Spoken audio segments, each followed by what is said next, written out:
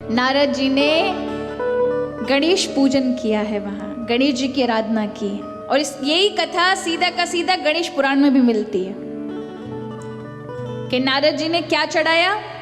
बोले नारद जी ने सफेद आक चढ़ाए। और गणेश को सफेद आक जानते हो ना, आक के फूल होते हैं, हमारे ब्रजभाषा में अकौआ कहते हैं उसे। आकड़ा, सफेद आकड़ा होता है ना, एक तो वो जंगल में लगते हैं बैगनी और थोड़ा सा सफेद मिला हुआ, उससे बिल्कुल अलग होता है, सफेद रंग का होता है। बड़े बड़े संत तो ये कहते हैं कि उस आकड़े की जड़ में गणपति का निवास होता है। उसकी जड़ जो होती है बिल्कुल गणेश की सूंड की तरह बनी हुई होती है।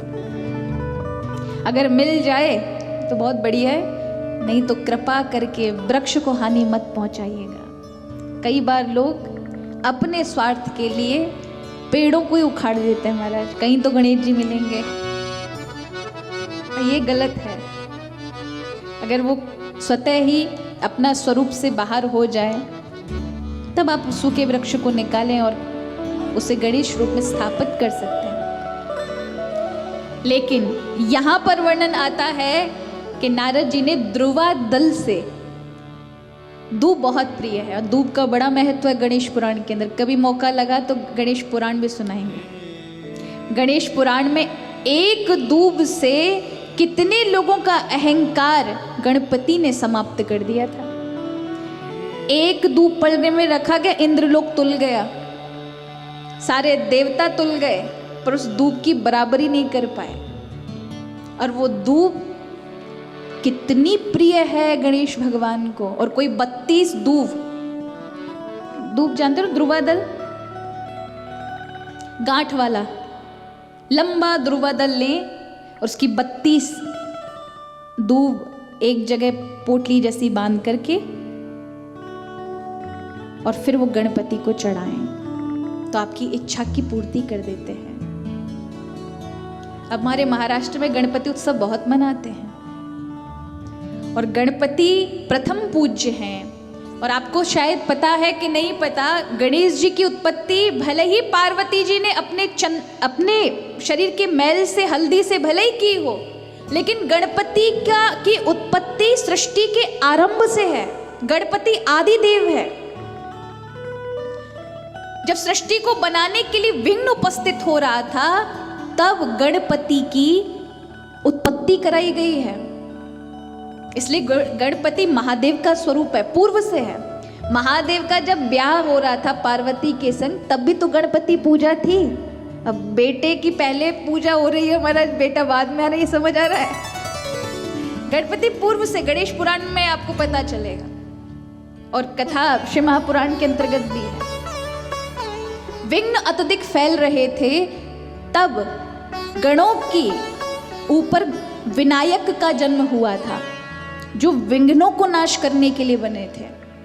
उन्हीं को हम गणपति कहते हैं। हर कल्प में गणपति अब अलग अलग रूपों में अवतरित होते हैं।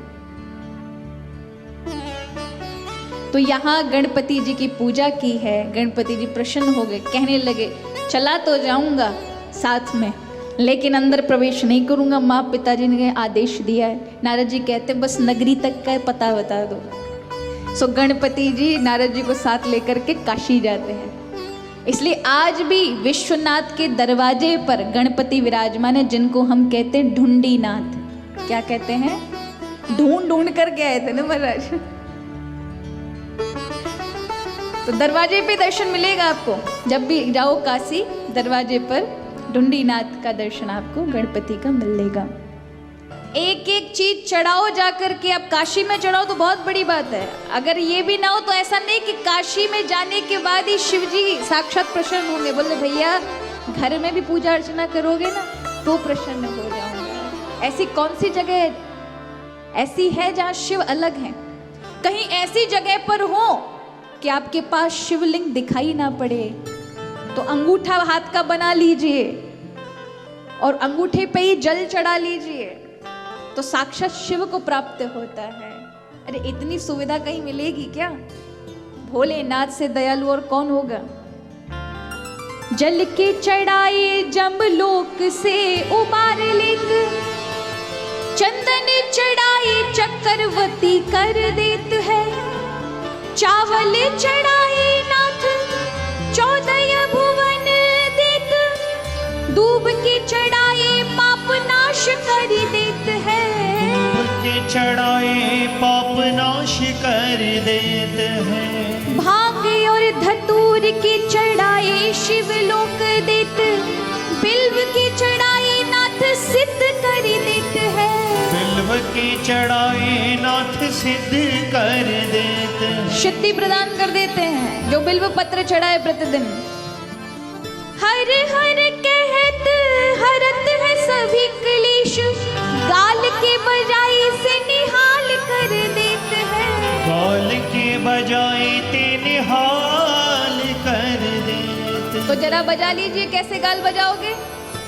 बम बम बम बम बम बम बम बम बम बम बम बम। भोलेनाथ के समक्ष जाकर के ऐसे बोलने से भोलेनाथ प्रसन्न हो जाते हैं। जिसके पास कुछ भी ना हो ना तो गाली बजा लेना महाराज, निहाल कर देते हैं ऐसे दयालु।